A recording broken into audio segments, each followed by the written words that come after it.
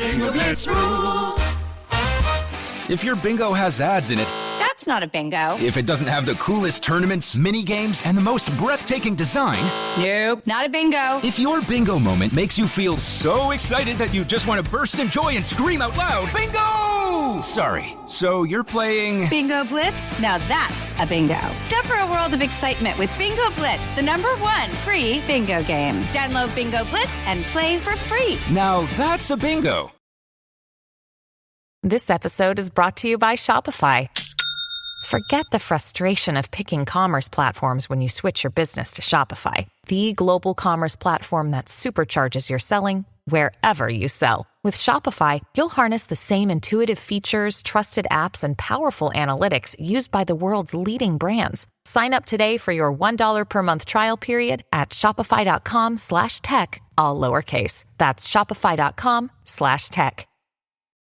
Let's hang out. And let's talk about what lessons about. Let's hang out. And let's listen to two lesbians shout. Let's hang out. Let's hang out. Hey everyone, welcome back to Let's Hang Out, the podcast where there are two wolves inside of you. One of them is gay. The other is gay. You're very, very gay. From the West Coast. Double gay wolves. Double gay wolves. Double gay wolves all the way. From the West Coast, I'm Lee Holmes Foster. And from the East Coast, I'm Ellie Brigida. To those of you who have been with us through this whole journey, thank you as always for listening. If you're a new listener, welcome. We're excited to have you here. And here's what's happening this week. This week in the Lesdom. This Week in the Lesdom is a place where we can touch base each episode about things going on with the podcast or otherwise. We want to remind you all yet again that we are in our Season 5 Patreon campaign. We have 2 new patrons, M. Riley and Aurelia. Thank you so much for joining our Patreon. If you want to join them there to help us reach our goals this season, you can do that at bit.ly/lespatreon. We also have some fun events still coming up, starting with our Orphan Black Trivia. We are going to be hosting this with Realm to celebrate the Orphan Black podcast that they have coming out. And it is going to be on November 4th at 8 p.m. Eastern, 5 p.m. Pacific. And you don't want to miss it. We also are going to be doing a live event with Bad Queers, one of our favorite podcasts. We will be dissecting my favorite musical, Rent. Chris has not seen it, so we're going to hear from a new Rent viewer and seasoned Rent viewer, myself. And then I think, what did you say, Lee? Ambivalent Rent Rent watcher? I have seen Rent viewer. Yeah. Lee Holmes Foster. Yes. Correct. I'm really excited, though. We're going to talk about it on November 10th, 9 p.m. Eastern Standard Time, 6 p.m. Pacific, live on Zoom. You can get your tickets for all of the events above on our Eventbrite. In the greater Les universe, there are a lot of things happening lately that I want to talk about. First of all, if any of you know how we can watch the new season of The Bachelorette Australia, please tell us, because so far all I have are the TikToks and miscellaneous videos that I've been able to scrounge up online. But we have a bisexual bachelorette coming at us from Australia, and it is hot already. Let me tell you what. Not only do you have Brooke, so her name is Brooke Blurton, and she, is just super into all these girls on the season. So they have it split. They have like women and men that are, competing for the roses on The Bachelorette. But here's the most exciting thing. One of the contestants on this season is a woman who was on the same season of The Bachelor with Brooke, and is now on this season because she came on and she's like, oh my God, I definitely had feelings for her during our season of The Bachelor, but I knew that she had feelings for The Bachelor as well, and I didn't want to, get in the middle of anything. But now she is here competing for Brooke's heart, and they kissed in the first episode. Am I screaming loud enough, everyone? And I can't. Lee sent me these videos, and I also went down a rabbit hole of this because holy shit, it's everything we could ever want. I'm so excited for it. It's insane. Someone tell us how we can watch more of it. That's all we're saying. We need it. I'm going to move to Australia to watch this. I literally am like, bye. Speaking of Australia. Yes. Josh Cavallo, who is a football player, has recently come out. We're always very happy to hear when someone new comes out, especially someone in the public eye and in such a, heteronormative space. So we're happy for you, Josh. Welcome. I think I saw that he is the first professional footballer to come out like while he's playing, which is huge. It's huge. Huge. We love it. Do you want to talk about JoJo Siwa again, Lee? Oh my god, is everyone ready for our weekly JoJo Siwa update I'm so courtesy ready. of me? Yes. Listen, I wish I could have like a, deep gay emotional thing like I have for JoJo dressed like Prince Charming or, JoJo and Jenna Frenchie. dressed like Frenchie and Sandy. I wish I could have that. This one I can't because JoJo Siwa was in like the scariest Pennywise costume and it was vaguely terrifying, but I do just want to say props to JoJo and Jenna who got a perfect score again for the second week in a row with a really incredible dance. Even if you were a terrifying clown, we still love you, JoJo. Just, hit us up when you're ready to come on the show. That's all. Surprise, surprise. Take the entire season, JoJo. That's what's happening this week. Back to you, Ellie and Lee. Thanks, Ellie and Lee. We are so excited to bring you episode 5 of season 5. 5 by 5. Queerwolves. 5 by 5. Oh my god. Wow. That's Yes. even better than we could have hoped for. Welcome to episode 5. It is Queerwolves. We are joined by a special guest today. We are very excited to introduce you to Cheyenne Lynn. Hello, everybody. Hi, Cheyenne. We're so happy to have you here. For those of you in our audience, Cheyenne Lynn is a huge fan of queer supernatural content and creator of Howl, the podcast. Thank you so much, Cheyenne. It's so great to see you again. Yeah, no, it's been a minute since I've seen anybody, but like especially you guys. Yes. Any people, anyone in the world. Yeah. So yes, we met Cheyenne many moons ago, and I use the word moons on purpose. But nice. At Lexicon, Cheyenne is a creator just like us. So Cheyenne, why don't you tell us a bit more about you and how you started writing? You are an incredible writer, so tell us about it. Yeah, so I got into writing a long time ago, like by drawing little cartoons in like on the borders of my tests and everything, especially my homework, much to my like teacher's chagrin. I was that kid who would always like get done with the test, flip over to the back page and like just start drawing comics about how much I hated the test or something like that. But then I got into like short form prose writing, and I was also one of those kids who would like pass around a notebook because this was before like all those fanfic sites and everything, or like Tumblr. So it's just you take a notebook and you pass it around with all your friends, and each one of them contributes. The olden days. Yes. So you were writing notebook fanfic? Yes, yeah, we were writing notebook fanfic. It's not really fanfic, but because it was like our own OCs, but it was still just terrible. You gotta start somewhere. With the encouragement of my mother, who got a hold of one of these notebooks, and she's like, Cheyenne, this is really good. I'm like, oh God, okay.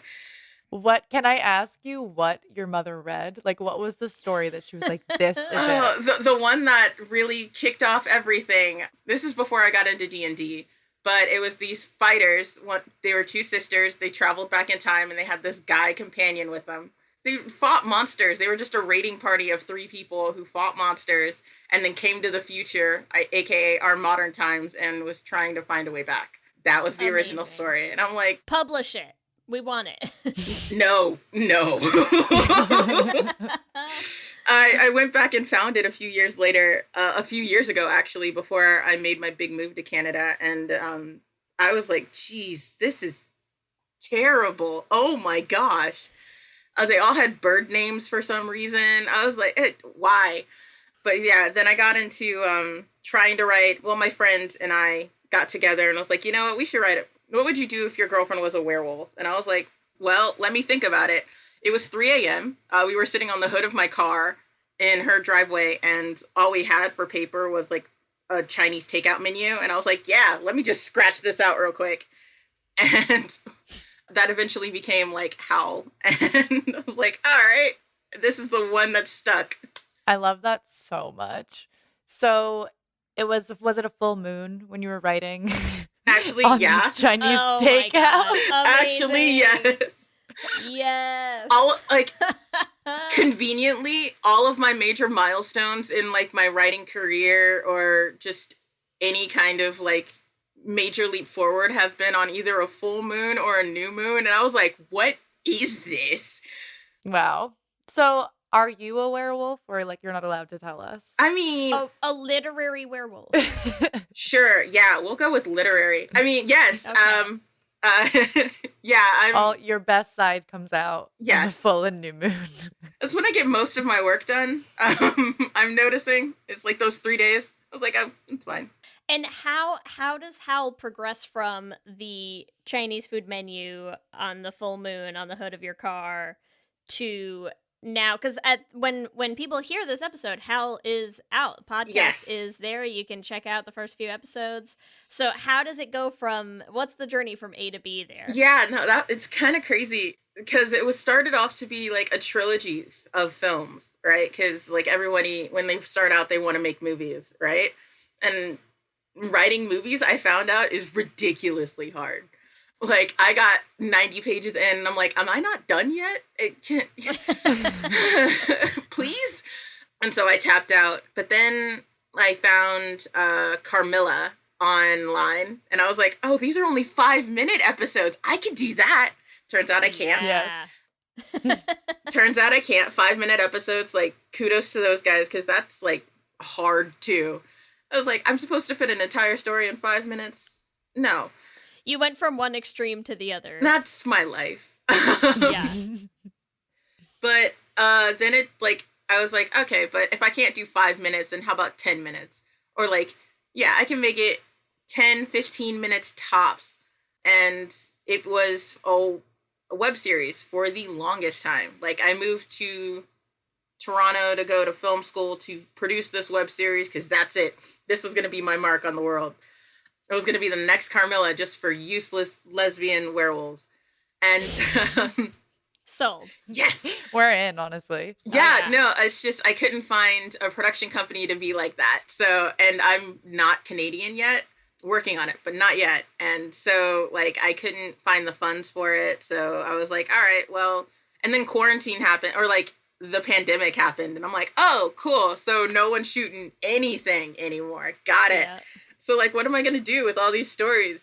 And my writing partner, Shannon Farrell, who has been with me for 3 years now, like, I pitched this idea to them in a bar while they were on a date, I think. It was like my 3rd or 4th weekend in Toronto, and I was like, okay, cool. Like, I'm out and made some friends through, like, a fandom event, and was like, oh, hey, I recognize you. And, like, they heard us talking about Winona Earp or something, and I was like, yeah, Winona Earp, yeah, I'm an Earper too. And I was like, cool. So I'm working on this thing. They were kind of drunk. While they're in the middle of a date. Yes, and they were drunk. So I was like, yeah, fuck it. So you're saying you're great creator, terrible wing person. We've got it. We're keeping notes over here. Absolutely. Like, I'm very passionate about things, so my timing is always a little off. But it worked out. Like, The passion is there. You just Yeah, you can't yeah. can't control when it comes out. You know? yeah, no, we got to talking about Winona Earp, and then it kind of spiraled into, like, what if they did werewolves? And I'm like, I write werewolves. And they were like, oh, okay. And they've been with me as I've changed my mind about plot points and all this other stuff for 3 years. So shout out to Shannon. And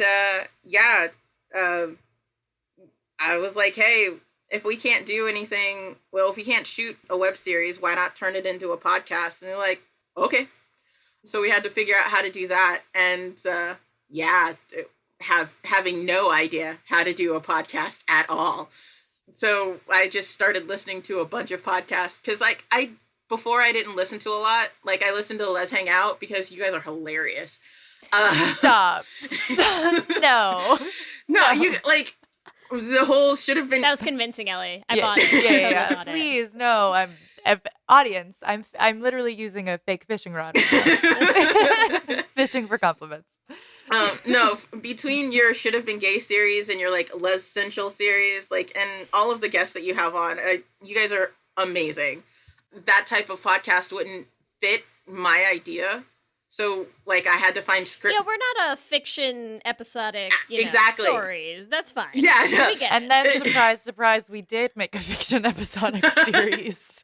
Yeah. Can't stop, won't stop. Can't stop, We're no. all for the make your story into a podcast. It worked out great. Yeah. Yeah. Big Also, fans. just the like make your story however you can make your story, right? Like you're saying, Yes. like you've done this for 3 years. Like this is like your story. Like you know you want to tell it, and you're just like, all right, you got to know here, you got to know here, and you're like, okay, well, where can I make a yes? And I just think that's amazing. Like Yeah. I'm very impressed by you, just like doing it, like Thank you. doing what you wanted to do. Yeah. Thank you so Love much. it. I got really, really lucky with the team that I eventually found, like-minded people. I mean, because I can scream lesbian werewolves to the heavens, and I'll get a bunch of people who like their ears perk up and they're like, "Oh, I'm sorry, what'd you say?" But then like, Especially if you do it at Klexicon, you'll get like oh no, whole crowds of people. I have. I was like working on a lesbian werewolf web series, keep an eye out, and then it went nowhere. So I was like, oh well, at least a bunch of people have the idea of a lesbian werewolf something in their head. But yeah, no, between my writing partner and our sound person, Spade Smith, who's just the biggest fan of this series, they're like, oh my god, what happens next? And I was like, they're editing an episode. It's like, I know what happens, but still I'm like really amped up. I'm like, I love this energy. Please just never leave. They are fantastic. That's awesome. Yeah, you want people who are as enthused as you.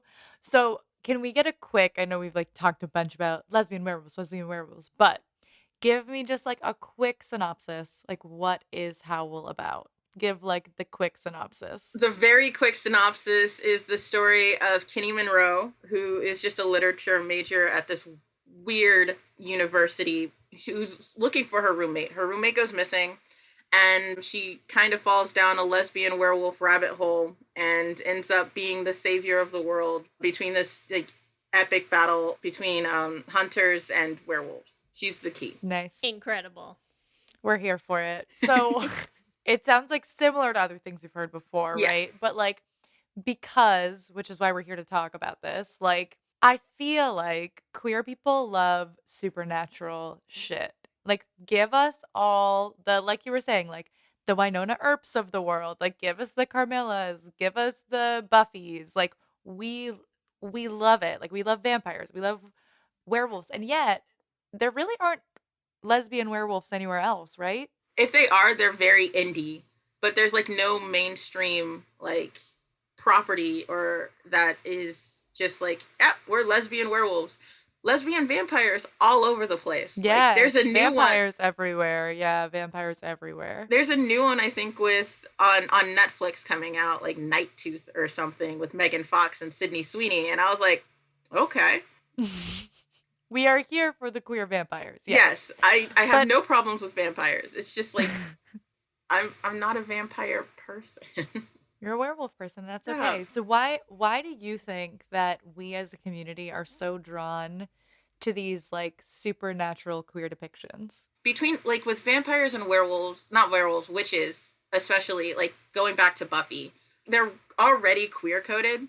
Like going to the original Carmilla, she was queer coded, and then they just modernized it with the web series. They're already pretty queer coded because of the otherness, and like people are drawn to that. It's like, yeah, I don't fit in with regular society. I must be a monster.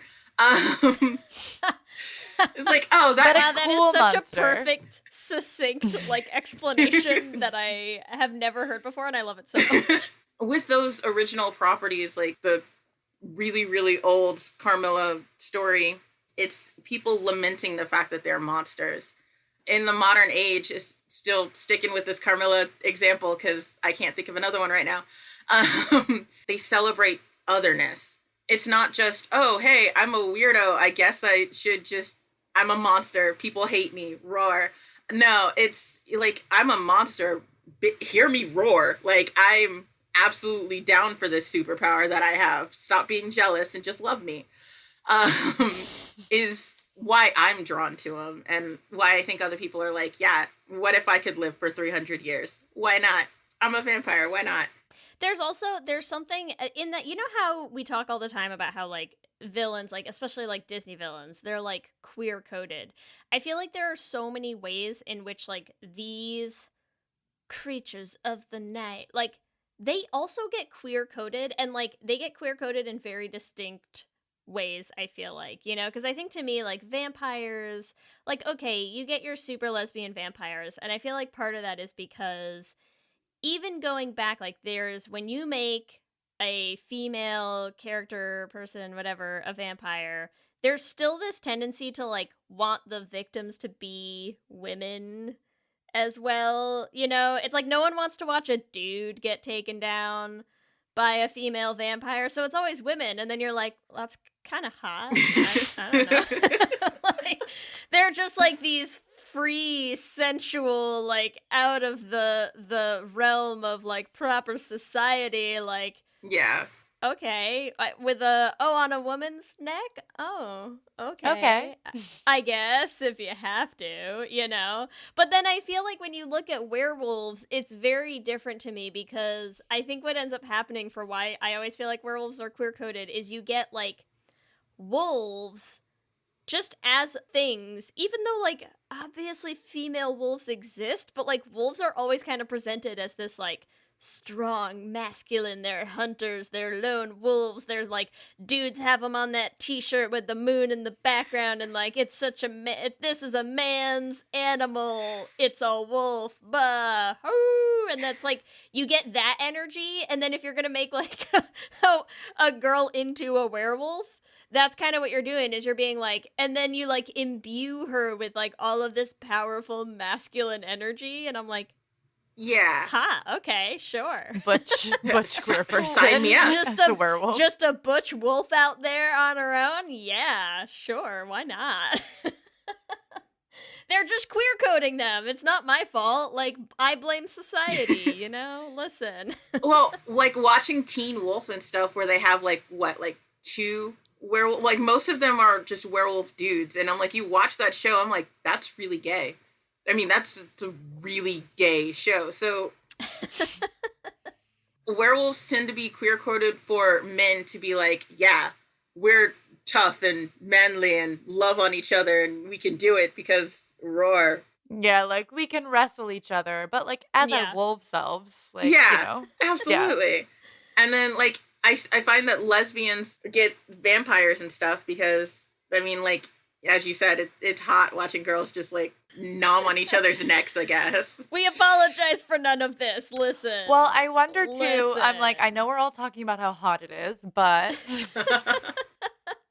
Just killing people. It's really hot, Ellie. Stop. Get into it. As I'm thinking about this, though, I wonder if lesbians have historically gotten vampires because there is also the stereotype of the predatory lesbian. Right? Like the lesbian who preys on other women. On straight maidens. Yeah, right? Yeah. Like I wonder if it like almost has virginity. Started as a negative connotation, right? I'm like, because the original Carmilla, I do feel like was a negative connotation of like, this woman is like attacking other women, and she's like, yeah, forcing them, like hypnotizing. And then lesbians were like, hot, give us more. Yeah. Hypnotizing them into falling in love with her. Like, or like witches. Like, historic gays just taking notes on the Carmilla book. I'm like, if we want to talk about Fear Street, we literally just had an episode on Fear Street, so I won't talk too much about it. But, but like, literally, like, the only way that a woman could love another woman was like if she was under some sort of spell. Yeah. Right? And then we listen, take it in the what modern was her and we're like, response well, to yeah. that? They want a witch, I'll give them a witch. Yeah. Like every good lesbian, you know? Yeah. Exactly. Here for it. Exactly. I loved Fear Street. But yeah, no, getting back to it, witches suffer the same fate. It's like the predatory witch. Fate? Yeah, the predatory witch where you have to like, obviously she got her power from a man. Yeah, I'm quoting Motherland Fort Salem because they had this thing. That's just a bunch of lesbian witches too. It always is. It always is. It's so good. But yeah, so like they had to get their power from the devil after being with the devil. Then they like seduced like pastors' daughters and stuff like that, and like seduced other women to the dark side, and that's how they got their power. And I'm like, that's just nah. how about they had their power initially? Like, that's what I like from what I've seen of werewolf movies with female werewolves. It's like, you got the ones that are like for a second they're like, oh, why me? Why am I a werewolf? And then like by the third act of the film, like in Ginger Snaps or Cursed or anything like that, they're always like, yeah, I've got this power now. You best watch out. Yep. Like, werewolves never apologize for having it. Like, they may apologize for, yeah, I accidentally ate my sister. I'm so sorry. But, like, I'm not going to apologize for being this freaking badass. Yes. Yes. Well, I wonder too, like, there is like, I feel like they give, like we've talked about, they give like men werewolf powers all the time, right? Yeah. But to have like someone who like stereotypically doesn't have power, and that's sort of like, I think, another reason why it's like queer people are drawn to these supernatural things. Like, yes, the otherness, but also like the lack of power, Yeah. right? Feeling powerless. And you give them something that makes them more powerful than anyone around them. Yeah. That's very appealing to a queer audience. And also just like to, the character themselves. Of course, they're going to be like, wow, I had no power and now I have all this power, and that feels good. And it's interesting to see how they explore that power once they have it. Like, some go down a good path. If you're a protagonist, you go down the good path with like some bumps along the way. But like, that's how we get like a lot of queer coded villains. It's like, oh, so they had no power, now they have power, and they decided to take over the world. Where did that come from? Out of left, like, I mean, There's definitely a lot of revenge fantasies in these supernatural things too. Like, I think about that from a vampire standpoint, from a witch standpoint, of like, once you have those powers, then you're gonna like take revenge on the people who wronged you when you were powerless. Cough, Fear Street, cough. What? Yeah. oh, Yeah. well, not just Fear Street, but also Jennifer's Body was like a really good, like, the girl was attacked by a band of dudes, and then she comes back and straight up just eats boys. It's like, Yeah. you get behind that. That's a Yeah. good for her moment. Yes. Like, she is not the villain of that story. I'm just saying. I mean, a like, gay she was a film. little wrong to eat the boyfriend, but I mean, she just wanted Needy to pay attention to her. So I'm just like, the movie was so gay. The gayest. Revenge fantasies, absolutely. I can very rarely see fault in them. It's like, oh, okay, I see what happened to you. I'm absolutely behind you getting back at them. Like, it takes a strong person to take that higher road. Not everybody has to be strong. It's like, I'm here for the pettiness. Like, please. We've talked many times about petty gays on the show. Oh my god, endlessly. Maybe this is a good time. So while we're talking about this, and while we're talking about like these characters and different movies and things like that, like, what are some of your favorite examples of like the supernatural kind of like queer rep that we've been talking about? Like, what are things that you have seen that you like? Like, what do you like about their stories, or how they like did the characters and how they handled that power? I've got one for almost every genre, so I'm going to start off with werewolves. Amazing. She's not exactly queer, but Ginger Snaps, where it's the story of this woman who gets her period for the first time after and then she gets bit by a werewolf. And so she's like, is this normal? I'm growing a tail.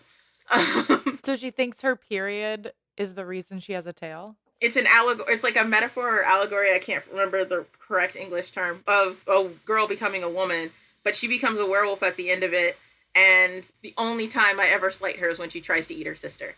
So yeah, Ginger Snaps is amazing. Jennifer's Body is a great one. Not actually canonically queer, but everybody knows. But like, it is. Yeah. Yeah, everybody knows. Fear Street is amazing for it. Fear Street love endlessly. Oh Yeah, my god, so. I watched it so many times. It's so bad. Like, It's so good. I was It's so good. obsessed with it. I'm still obsessed with it. It's amazing. In case anyone hasn't listened to our episode 4 that came out 2 weeks ago and is like, I just don't know if I want to watch horror movies. I'm not a horror person. Just listen. Trust us. And just watch them and then listen to our episode, and all will be right in the world, we promise. Fear Street isn't a horror movie. It's a love story. It's a love story. It's Same so as good. Haunting of Bly. Yes, Bly Bly Manor. Manor. That series did amazing. Both of the hauntings did really good. What about witches? What do we got for some favorite Well, queer Fear witches? Street. Motherland Fort Salem, Rayla. Yes. Yeah, right now is the only thing on my mind when you say queer witches. That's what pops up. Well, and that's such a good example, too, when we talk about, like, you know, characters, like, seizing that power that is given to them. Like, I mean, Motherland just, like, that cashes in all their chips on that idea, and it's incredible. It's incredible. It's amazing. And not only, like, seizing the power, it's just figuring out what you're fighting for. Because Scylla, my little murder nugget, she's, like... she's struggling for the first season to figure out like who she's really fighting for, and by the second season she's like, my girlfriend, I'm definitely fighting for my future wife right now. I'm still on my little murder nugget. I need to have, like a shirt or something. She's a spoiler alert, but she commits mass murder in the very first episode, and by like the end of the episode I'm like, oh, they're so cute. Yeah, listen, she murders a lot of people in that show, and it's fine. It's fine. It's like the same way that we feel about Killing Eve, you know? Yes. We're just like, but at the same time, I'm here for it, so it's fine. Yeah. It's fine. We'll forgive a lot for our queer characters, listen. Absolutely, like... We're a forgiving bunch over here. I mean, most of the people deserve it anyway. But yeah, so Lesbian Witches is Motherland Fort Salem. Shoot, I didn't do vampires yet, did I? We talked about Carmilla a lot for vamps, but there's other queer vamps too. Other queer vampires. Well, I'm gonna say Kate Beckinsale in the Underworld series, even though she's not canonically queer either. Like in the first movie, she was like there with that blonde. I cannot remember her name, but her and that blonde, that whole entire movie, she's like, Craven wants to see. It's like they played it like she was jealous of like Kate for Craven, but like nah, those two hooked up. They're together. Yeah, so together. I really love Bit too. We've talked about that in a previous episode, but Bit was amazing. One of my favorite queer vampire movies ever. Like Kate Beckinsale had like a hit me when I was in my formative years, so like that's the one that comes to my head first. But Bit was incredible, and I don't watch a lot of vampire movies, but I'm like, oh. Like, you guys are just gonna straight up say they're gay. Cool, I'm in. Let me check that out. Yeah. And yeah, no, I was here for Bit. It was so good. It's so good. I know we're talking about favorite supernatural queer rep, but I just had a thought about what we were talking about before that I want to sort of also add. Do it. That we haven't really talked about is we talked about like the power aspects of these supernatural characters, right? But there's a huge transformation element. That I feel like we have not talked about at all, which is like huge, right? Like as we're talking about like Bit, which is trans vampire, like there's I feel like a really important trans element to werewolves. Oh yeah. And vampires, right? Like of like completely changing like your body, right? To match like what is inside, right? Like so I feel like that's also very appealing about these like shape-shifting characters. Yeah. You know what else that's making me think of, Ellie, is not just that, but also whether we're looking at vampires or witches or werewolves, all of them have the opportunity to pass in various ways, but you're passing with a secret. You know? And so you're like, I'm just out in the world with a thing that nobody knows about me that I think is like also very relatable to queer people, you know? Yeah. Yeah. I like that. I like that whole aspect because like you see it a lot in witch stuff, but where they're like adorned with little pentagrams or whatever, and it's like, are you creepy or are you actually like just one of us? Like kind of like symbol out. It's like seeing just another queer in the wild. It's like, oh, hey, rainbow, I see you. Hi, friend. Like, you're like a little bit of fur on your back shorts. I see you. Yeah. It's the knowing you're not alone, or it's like you're in a secret club. Like, especially when you're like just out in the world and you're like, oh, I see you. I see you though. Yeah. And it's that not aloneness that I find is just freaking amazing. Particularly with werewolves compared to other, I mean, I guess with witches you have covens, right? But like with werewolves, it's like very much a pack. Yeah, people either go into the whole lone wolf dynamic, which like they explore a lot just to be like, I'm an alpha male, rawr kind of thing.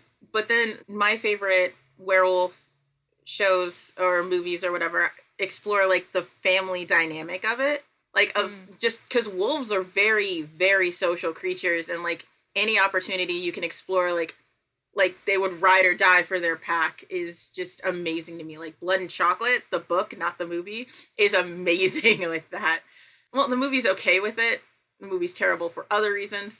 But yeah, no, the Blood and Chocolate did a really great job of like just exploring family, like, and what it means to be part of a wolf pack and finding your place in a pack kind of dynamic that I absolutely adore. Is that something that you tried to touch on as well in Howl? Because I think I'd also be curious to hear, like, what are some of the things that you'd like to see more of, or like see, you know, again, or see that hasn't been done in like that kind of representation as well? Well, my main character is a queer person of color. So, like, first and foremost, not a lot of those out there in in werewolf land. And like most of my cast is queer, or like their characters are very queer coded. Like our head of the supernatural hunting sorority is like, we're trying to, because the actor is asexual, like we are trying to like bring that more into the character. And like we have like one of our actors is non-binary, so we made the character non-binary. No, but that's a big thing, I think, to you know, again, I mean, most representation still to this day is white. So I think, you know, even just bringing that up of saying like, hey, getting more like QPOC rep and seeing QPOC in these types of characters, which is actually still not really very common. And I wonder if that also ties into like part of what we're talking about, where it's like you can queer code these characters and we will see ourselves in them by being like, oh, look, taking that power back. But I wonder if there's like still this kind of built-in hesitance in very white Hollywood to be like, yeah, let's take black characters and make them super powerful. Someone write me a thesis on that. That's all I'm asking. That's all. They would include Lovecraft Country as part of that thesis, Vagrant Queen as part of that thesis. Yeah. I got a lot of feelings about those. Especially Vagrant Queen. You can write me that thesis, Cheyenne. That's okay. You're allowed. Okay, cool. I'll get it to you in a couple of weeks. I'm kind of busy right now. But This episode is sponsored by BetterHelp. And as we head into Thanksgiving time, I want to start by thanking my wife, Kelsey, who has not only listened to just about every episode of this podcast for 8 seasons now, but who also is the only reason I'm able to make time to record it every week. She takes the kids, gets them dinner, and gets them ready for bed, just so that Ellie and I can come on and yell about gay things into each other's faces for an hour. So here's a reminder to send some thanks to the people you're grateful for in your life, including yourself. I've been in therapy for a long time now, and one thing that's so important about therapy is how it teaches you to be more intentional. And being intentional about gratitude and how to show that to the people you appreciate is just one of the many benefits that I've gotten from therapy over the years. If you've been thinking of starting therapy, consider giving BetterHelp a try. I know how hard it can be to find time for regular therapy, and BetterHelp is designed to be flexible and convenient for your schedule. You can fill out a brief questionnaire to get matched with a licensed therapist, and you can switch therapists at any time for no additional charge. If you want to start being more intentional about gratitude in your life, visit betterhelp.com/letshangout today to get 10% off your first month. That's betterhelp, HELP.com/letshangout. Let's hang out.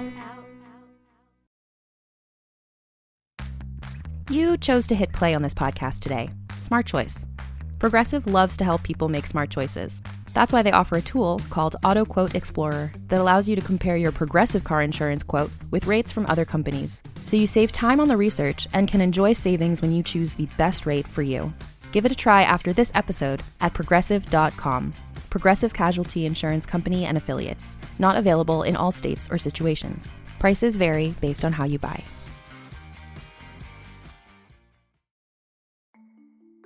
For many businesses, the holiday season can be both an exciting and stressful time. With so many balls in the air, one thing you definitely want to know you can rely on is how you're selling your products. And with Shopify, you can rest easy knowing it's the home of the #1 checkout on the planet.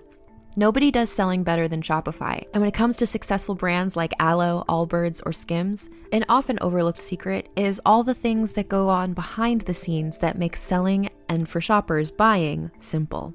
For millions of businesses, if you take a peek behind that curtain, you'll see that Shopify is what makes it all possible. Shop Pay boosts conversions up to 50%, so that's more happy customers and way more sales going. It's true all the time, but especially this time of year, your commerce platform better be ready to sell wherever your customers are scrolling or strolling, on the web, in your store, in their feed, and everywhere in between. Businesses that sell more sell on Shopify. Upgrade your business and get the same checkout we use for Realm merch with Shopify. Sign up for your $1 per month trial period at shopify.com/realm, all lowercase. Go to shopify.com/realm to upgrade your selling today.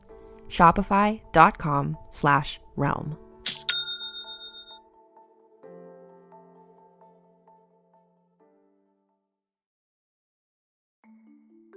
For many businesses, the holiday season can be both an exciting and stressful time. With so many balls in the air, one thing you definitely want to know you can rely on is how you're selling your products. And with Shopify, you can rest easy knowing it's the home of the #1 checkout on the planet.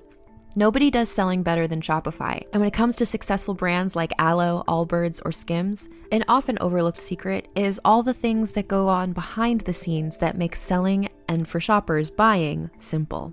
For millions of businesses, if you take a peek behind that curtain, you'll see that Shopify is what makes it all possible. Shop Pay boosts conversions up to 50%, so that's more happy customers and way more sales going. It's true all the time, but especially this time of year, your commerce platform better be ready to sell wherever your customers are scrolling or strolling, on the web, in your store, in their feed, and everywhere in between.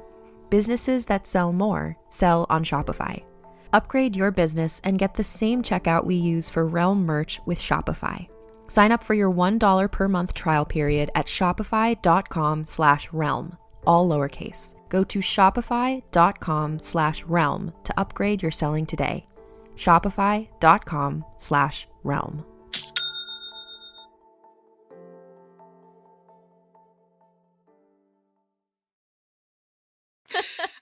With Vagrant Queen especially, I had been waiting for a show like that my entire life. Like, I watched it and nearly cried. It spoke to me on such a level. It was a queer lead fighting for family in space. Her sidekick was the white guy. And, like, they were just disaster lesbians. And I'm like, oh my God, I can't wait for season 2. And then they're like, in the week of Juneteenth. I'm like, okay. Hate crime, so truly. rude. I was just like, oh yeah, no more Vagrant Queen. You guys got one season. It's good. I was like, Listen, the eternal mood of queer communities these days is like, can't wait for the next season, and then just crying. it's like, why am I fighting? I spent most of quarantine fighting for one show or another, and like, y'all, I'm tired.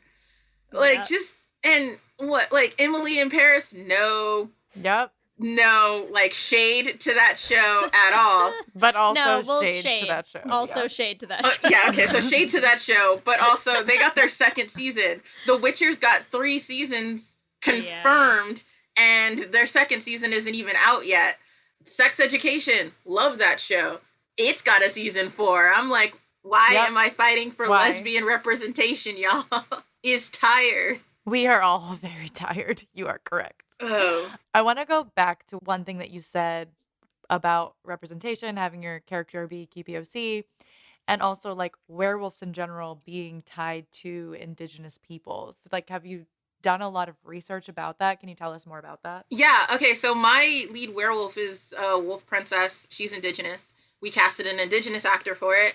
I am also Cherokee and Blackfoot, so I did a bunch of research of just like the skinwalkers, and I dove deep into mythology, y'all. And like, I went from Hollywood to Europe and then back home to like indigenous cultures. And I don't call them skinwalkers because that's specific to a tribe. So I call them just shapeshifters because that's more universal, but I took from all of these different tribes their stories. I talked to my grandma about it, who's like a huge like Cherokee storyteller. So I was like, yeah, okay.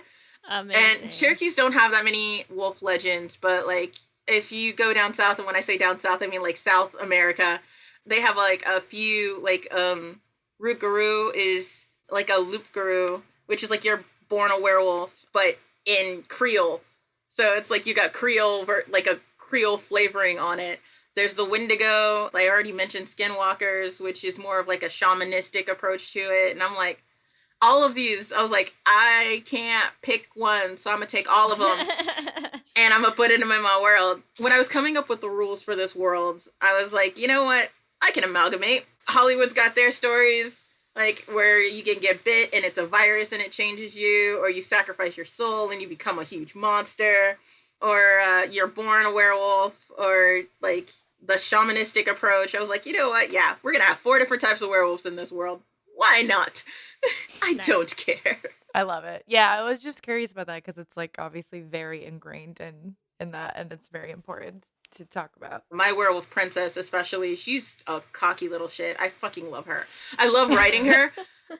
She is unapologetic about like who she is, and it's just like, I don't have time to deal with you right now. I mean, you're cute, but also like I'm busy just trying to, why am I here at this school where there are werewolf hunters right next door?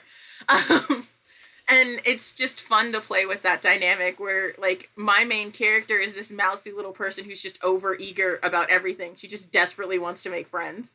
And then her one friend goes missing and she's like, oh, fuck. I either have to go out and find new ones or just find the one that I have.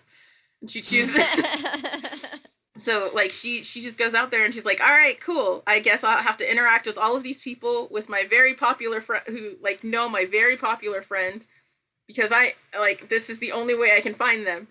Like, so she does, and it's a mess. It really is a mess. Especially for them. Like, it's fun. It was a fun time to write all of that. And then casting it, the person we've got to play Kenny, who's our main character, I met them in orientation when I went to film school, which is like my first week in Canada. And she only sat next to me because I had a dog. Shout out to Rose for being the best wing pup ever.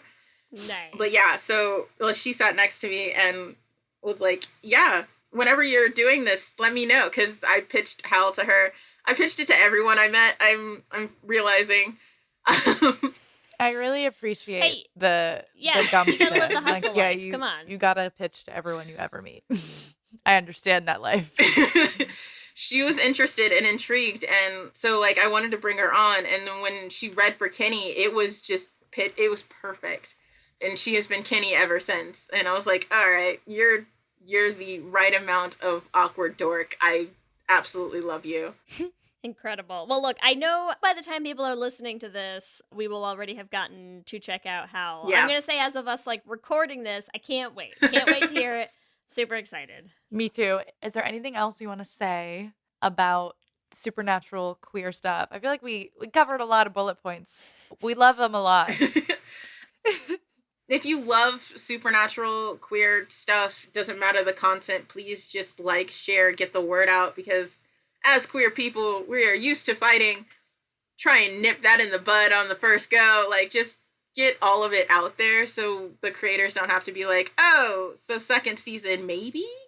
Or, like, you can just show studios that is like, there's an audience for this content. Please don't cut us off at the knees. Agreed. Yes, we're clapping very quietly for the sake of our microphones, but yes. Agreed heavily. All right, here we go. It is time for our Q and Gay. Let's do this. Q and gay. Our first question. Would you rather be a queer A, vampire, B, witch, C, werewolf, or D, fairy? We didn't talk about fairies, but I just added fairy in there because I want it. I mean, we can go all day on Lost Girl, but it's C. It's most definitely C. I would be a werewolf all day long. Amazing. And possibly already are. Question 2. What's your favorite queer supernatural rep out of A, Winona Earp, B, Buffy, C. Carmilla, or D. Bit? See, that one's harder. I'm gonna go with Buffy because I love Tara. Like, first love Can't go was wrong. Tara. Still mad Understandable. about Tara. We will be mad Right there for with ya. eternity. All right, question number 3. If you could turn into anything at night, what would it be? A, a wolf. B, a bird. C, a cat. Or D, a snake. A wolf. I figured. I'm But very still. I'm consistent. sensing a theme here. Yeah, there's It's a theme. weird. I have a It's whole weird. sleeve of werewolf, a tattoo. It's just, this is my werewolf tattoo, Nice. and it It's goes amazing. all the way down. There's, I think, a wolf behind you too, right? In the tapestry. That tapestry is the crest for my school. Nice. Amazing. Okay, question 4. Why do you think supernatural characters are so queer-coded? Is it A, predatory lesbian trope, B, masculine energy, C, outcasts with power, or D, transitions? It's either C or D for me, but I'm gonna have to go with C. Yeah, outcast with power. We love it. We love an outcast with some power. Yes, we do. Speaking on the All right. transitions, sorry, I just wanted to add this real quick. Like, found family is also a big thing that makes Yes. that I put in Hal, but is also what draws me to the supernatural. Like, I just got chills. Chosen Family is my shit. It's so good. All right, question number 5. Our final question. Who is your favorite media werewolf? A, Jacob from Twilight. B, Oz from Buffy. C, Ruby from Once Upon a Time. D, Remus from Harry Potter. I'm gonna have to go with the only woman on that list. It's Ruby. Yeah, thank you. Ruby. But I do want to say that they done did Oz dirty when they turned him into a werewolf. Like, first one, awesome. Anytime after that, complete trash. Yep. Mhm. But yeah, give me Ruby all day Also, long. Ruby is queer. Yes, she is. Yeah. Like, actually, canonically. Yes. So Absolutely we'll take it. love that. We'll take it. We'll take what we can get. She's so hot. Remember, while I'm having a hot flash over here thinking about Ruby, remember that you can give us your own answers to this episode's Q&A questions on our Twitter at Let's Hang Out Pod. Cheyenne, thank you so much for hanging out with us today. Thank you so much for having me. This has been a blast. We are so excited for Howl. Where can everyone find you and Howl on social media? So I made my social media wolfgirl2525 on Instagram and Twitter, or Rose the Dog on Twitter if you want to look it up by name, because my dog took over my Twitter after Klexicon. Classic. And then Howl is Hear Us Howl 1895 on Instagram, and then Hear Us _Howl on Twitter. So Nice. Yeah. I would say any projects coming up, but we know the project it's Howl. Check out Howl, everyone. Have you heard of Howl? Yeah, so I'm working on this tiny project with me and my friends. It's called Howl the Podcast. So when this episode comes out, though, everyone can listen to it anywhere they find your podcast. And how long will it have been out by today? October 20th is the premiere date for our first episode. Great. Cool. So there there'll should be be a few like episodes a couple out. episodes. Yeah. Yeah. Cheyenne will also be doing an Instagram story takeover, so you can ask them all of your questions about werewolves and Howl and creating queer content. Cheyenne, seriously, thank you so much. It's so good to see This you. has been great. And we wish you the best of luck with Howl. Everyone, make sure you listen. Thank you so much. I had a huge blast, and it's kind of like mini dream come true to be on this podcast. So you guys are awesome. Yay! Let me hear you say hip, hip, hip, hip, hip, well, yeah. We love hearing from you and building community, so we want to shout out some of our favorite things each episode. We just want to thank everyone who came to our spooky queer trivia last week. We had a great time with all of you, saw so many familiar faces, and some of those familiar faces won trivia for the first time ever. They've been coming this whole pandemic, and they won, so congratulations to you, Bethany and Chriselle. Always love seeing your faces, and I'm really happy that you finally won one. I'm proud of you. We're happy for all of you. We are also happy for everyone who came to share their Halloween with us for our Patreon watch party of Fear Street 1666, which if you follow our Twitter and our Q&As, you will know was resoundingly voted as the best of the Fear Street movies. And everyone is correct. And we're just obsessed with, two little queers, Dina and Sarah Fear. That's all. We love them. We love them. As always, we want to thank our Lesbian Jesus patrons, Mark Foster, Jess Klaus, Tanya Ferguson, Jacqueline Rose Nishino, Sarah and Julia, Carrie Ann Lawrence, Danny Gunluck Tamora, Brittany Ray, Alana Rosen, Lizette Stye, Stacy, Adi Benitez, and Fiona W. And our King Princess patrons, Amy and Ellen, Leah Henley, Liz Chen, and Julia Gonzalez. Thank you all so much. We really could not make this show without you. Your support means the world to us, and we love all of our patrons. Remember, you can also find us on all the social medias. We are on Instagram, Facebook, and Twitter at Let's Hang Out Pod. You can email us at letshangoutpod@gmail.com. Or you can check out our website at letshangoutpod.com. Whatever app you use for podcasts, make sure you subscribe so you'll be the first to know when new episodes drop. And if you haven't, make sure that you listen to The Flame. All of the episodes are available on any podcasting app, and our soundtrack's up on Spotify. We also have some videos up on our YouTube channel. We'll be posting clips every week, some video clips from our episodes. So make sure you subscribe at youtube.com/letshangoutpod to catch them. If you want to support the podcast, the easiest and freest thing you can do is to leave us a rating and a review on the Apple Podcasts app. It's just, A, it's fun for us to read the reviews, and B, it helps new people find the podcast. If you want to support us financially and join our Patreon family, hang out with us in our Discord chat, you can do that at bit.ly/lespatreon. You can hang out with us at our watch parties like the Fear Street one that we just had, and we would love to see more of your faces there. And if you want to help us keep making more musicals, we have a Patreon for The Flame. You can find it at bit.ly/theflame Patreon. We are well on our way to the next show already, so if you want to hear all of the secrets and teasers and behind the scenes of what's going on there, that's where you'll find it.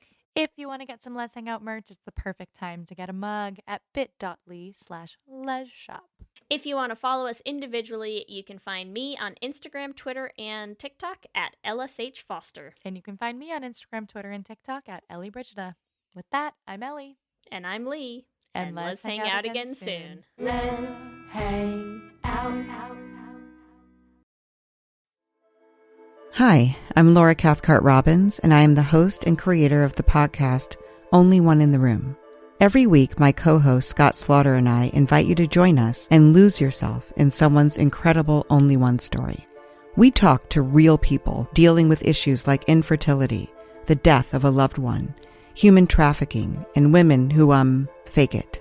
Oh, and we want to be fair, so we talk to celebrities too. Emmy winners like actor John Cryer, supermodels like Amber Valletta, and rock stars like Ryan Dusick.